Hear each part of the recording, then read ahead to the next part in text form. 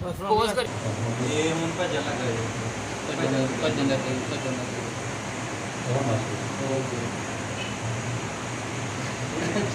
ਚਾਚੇ ਆਨੇ ਮੁਝੇ ਮੇਰੇ ਬਾਈ ਬਾਟੇ ਕਰਾਂ ਵੀ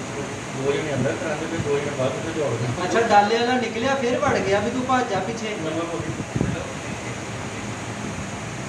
ਡਾਲੇ ਵਾਲਾ ਜਦੋਂ ਨਿਕਲਿਆ ਨਾ ਡਾਲੇ ਵਾਲੇ ਨੂੰ ਚਾਹੀਦਾ ਸੀ ਪਿੱਛੇ ਭੱਜ ਜਾਂਦਾ